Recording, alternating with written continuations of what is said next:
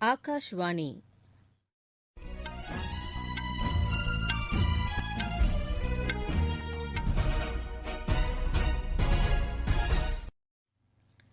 செய்திகள் வாசிப்பவர் ஜமீர் அக்தர். தலைப்புச் செய்திகள். உலகையே அச்சுறுத்தி வரும் கோவிட் தொற்றுக்கு எதிரான தடுப்பு மருந்து இன்னும் ஒரு சில வாரங்களில் அறிமுகப்படுத்தப்படும் என்று பிரதமர் திரு நரேந்திர மோடி கூறியுள்ளார். மத்திய அரசு அறிவியல் மற்றும் தொழில்நுட்ப கல்வியை மக்களுக்கு வழங்க அர்ப்பணிப்புடன் செயல்படும் என்று பிரதமர் திரு நரேந்திர மோடி கூறியுள்ளார். தில்லியில் போராட்டத்தில் ஈடுபட்டு வரும் விவசாயிகளுடன் மத்திய அரசு இன்று 5ஆம் சுற்று பேச்சுவார்த்தை நடத்துகிறது. பாதுகாப்புத் துறையில் தனியார் பங்கேற்புடன் கூடிய திட்டங்களில் ஒத்துழைப்பு மேற்கொள்ள தனியார் நிறுவனங்கள் முன்வர வேண்டும் என்று பாதுகாப்புத்துறை அமைச்சர் திரு ராஜ்நாத் சிங் கூறியுள்ளார். கான்பெராவில் நேற்று நடைபெற்ற ஆஸ்திரேலியாவுக்கு எதிரான டுவெண்டி கிரிக்கெட் போட்டியில் 11 ரன் வித்தியாசத்தில் இந்தியா வெற்றி பெற்றது. இனி விரிவான செய்திகள். உலகையே அச்சுறுத்தி வரும் கோவிட் தொற்றுக்கு எதிரான தடுப்பு மருந்து இன்னும் ஒரு சில வாரங்களில் அறிமுகப்படுத்தப்படும் என்று பிரதமர் திரு நரேந்திர மோடி கூறியுள்ளார். இது தொடர்பாக நேற்று நடைபெற்ற அனைத்துக் கட்சிக் கூட்டத்தில் பேசிய பிரதமர் 8 வகையான தடுப்பு மருந்துகள் பல்வேறு கட்ட பரிசோதனையில் உள்ளதாக தெரிவித்தார். கோவிட் தொற்றுக்கு எதிரான தடுப்பு மருந்து நியாயமான விலையில் கிடைக்க வேண்டும் என்பதில் அரசு உறுதியாக இருப்பதாக கூறினார். இதனை உலக நாடுகளும் எதிர்பார்ப்பதாக அவர் கூறினார்.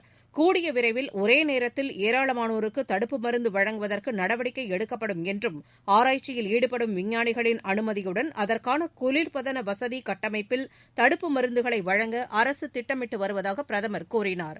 தடுப்பு மருந்து களப்பணியில் ஈடுபட்டு வருபவர்களுக்கு முதலில் வழங்கப்படும் என்றும் அதற்கான விரிவான பட்டியல் தயாரிக்கப்படும் என்றும் அவர் சுட்டிக்காட்டினார்.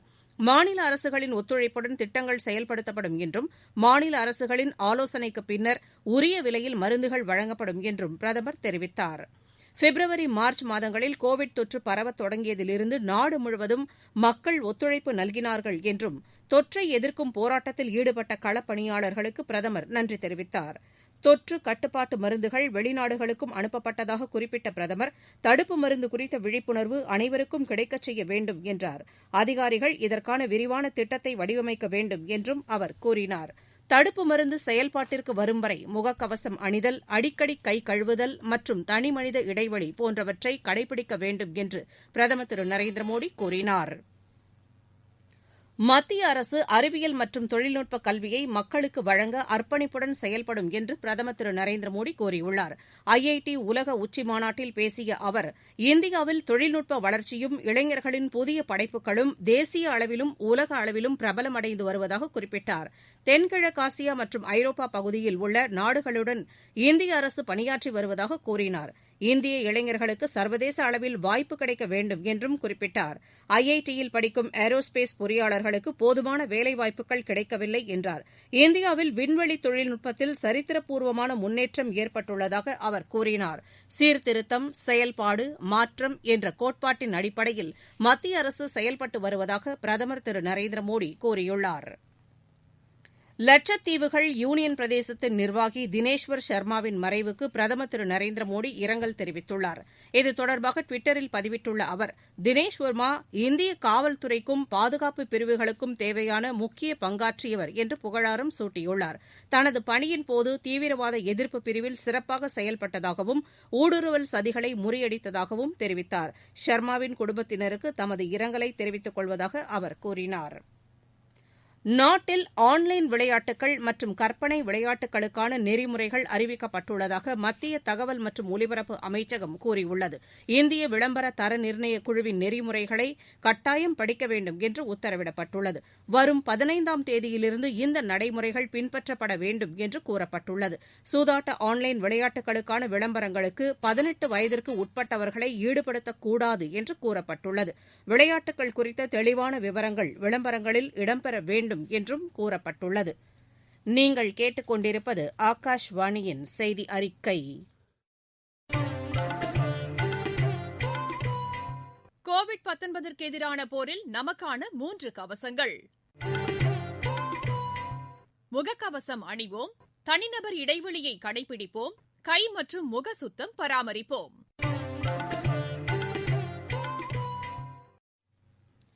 தில்லியில் போராட்டத்தில் ஈடுபட்டு வரும் விவசாயிகளுடன் மத்திய அரசு இன்று 5ஆம் சுற்று பேச்சுவார்த்தை நடத்துகிறது. கடந்த வியாழக்கிழமை நடைபெற்ற 4ஆம் சுற்று பேச்சுவார்த்தையில் 40 விவசாயிகள் சங்க பிரதிநிதிகள் பங்கேற்றனர். மத்திய வேளாண் அமைச்சர் திரு நரேந்திர சிங் தோமர், ரயில்வே அமைச்சர் திரு பியூஷ் கோயல், மத்திய வர்த்தக இணையமைச்சர் திரு சோம் பிரகாஷ் ஆகியோர் இதில் பங்கேற்றனர். விவசாயிகளுக்கான குறைந்தபட்ச ஆதரவு விலை திட்டம் தொடரும் என்று விவசாய சங்க பிரதிநிதிகளுக்கு தெரிவித்ததாக அமைச்சர் திரு தோமர் கூறினார். பாதுகாப்புத் துறையில் தனியார் பங்கேற்புடன் கூடிய திட்டங்களில் ஒத்துழைப்பு மேற்கொள்ள தனியார் நிறுவனங்கள் முன்வர வேண்டும் என்று பாதுகாப்புத்துறை அமைச்சர் திரு ராஜ்நாத் சிங் கூறியுள்ளார். பாதுகாப்பு படை தினத்தையொட்டி நடைபெற்ற கருத்தரங்கில் காணொலி காட்சி மூலம் கலந்து கொண்ட அவர், நாட்டின் வளர்ச்சியில் அரசுடன் பணியாற்றுவதற்கு தனியார் நிறுவனங்கள் முன்வர வேண்டும் என்றார். 2014ஆம் ஆண்டு முதல் தேசிய ஜனநாயக கட்சி ஆட்சி அமைத்த பின்னர் தனியார் நிறுவனங்களின் பங்கேற்பை ஊக்குவித்து வருவதாக குறிப்பிட்டார். நாட்டில் கோவிட் தொற்றிலிருந்து குணமடைவோரின் எண்ணிக்கை தொடர்ந்து அதிகரித்து வருகிறது. 27 நாட்களாக ஒரு நாளைக்கு தொற்று பாதிக்கப்பட்டவர்களின் எண்ணிக்கை 50,000த்திற்கும் குறைவானதாக இருந்தது. கடந்த 24 மணி நேரத்தில் சுமார் 36,500 பேருக்கு புதியதாக தொற்று பாதித்துள்ளதாக அரசு கூறியுள்ளது. இதுவரை கோவிட் தொற்றால் பாதிக்கப்பட்டோரின் எண்ணிக்கை 4,16,082 உள்ளது. தில்லி, மகாராஷ்டிரா, மேற்குவங்கம், கேரளா, ஹரியானா, ராஜஸ்தான் உள்ளிட்ட 10 மாநிலங்களில் 75% பேர் நோயால் பாதிக்கப்பட்டுள்ளதாக அரசு தெரிவித்துள்ளது. அமெரிக்க குடியரசுத் தலைவரின் வெள்ளை மாளிகையில் கோவிட் தொற்று கட்டுப்பாட்டு ஒருங்கிணைப்பாளராக திரு ஜெஃப் சியான்ஸ் நியமிக்கப்பட்டுள்ளார். இந்திய வம்சாவழியினரான திரு விவேக் மூர்த்தி மூத்த மருத்துவராக நியமிக்கப்பட்டுள்ளார்.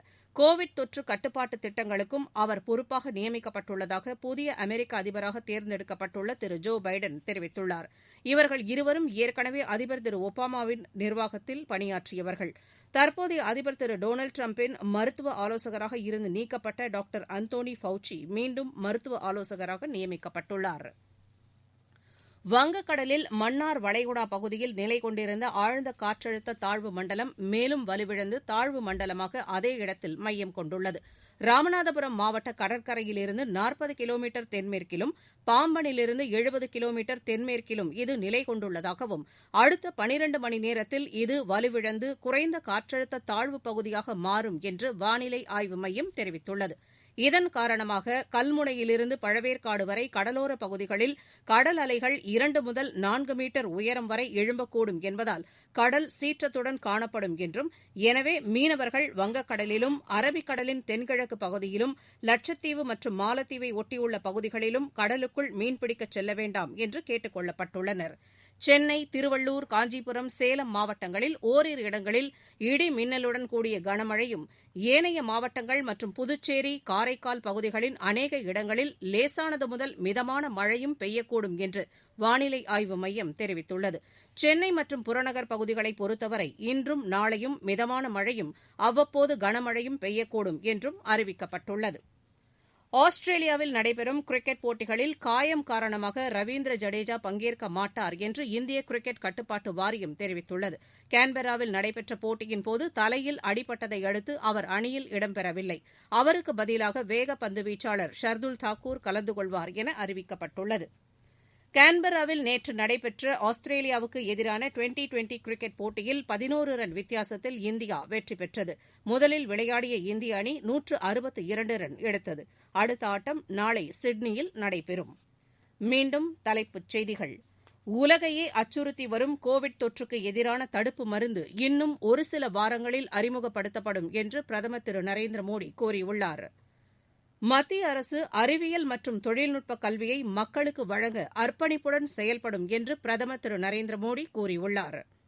தில்லியில் போராட்டத்தில் ஈடுபட்டு வரும் விவசாயிகளுடன் மத்திய அரசு இன்று 5ஆம் சுற்று பேச்சுவார்த்தை நடத்துகிறது. பாதுகாப்புத் துறையில் தனியார் பங்கேற்புடன் கூடிய திட்டங்களில் ஒத்துழைப்பு மேற்கொள்ள தனியார் நிறுவனங்கள் முன்வர வேண்டும் என்று பாதுகாப்புத்துறை அமைச்சர் திரு ராஜ்நாத் சிங் கூறியுள்ளார். கான்பெராவில் நேற்று நடைபெற்ற ஆஸ்திரேலியாவுக்கு எதிரான டுவெண்டி கிரிக்கெட் போட்டியில் 11 ரன் வித்தியாசத்தில் இந்தியா வெற்றி பெற்றது. இத்துடன் இந்த செய்தி அறிக்கை நிறைவு பெற்றது. எமது செய்திகளை உடனுக்குடன் AIR News_Chennai என்ற டுவிட்டர் பக்கத்திலும், செய்தி தொகுப்புகளை all India radio news Chennai என்ற யூ டியூப் சேனலிலும் அறிந்து கொள்ளலாம்.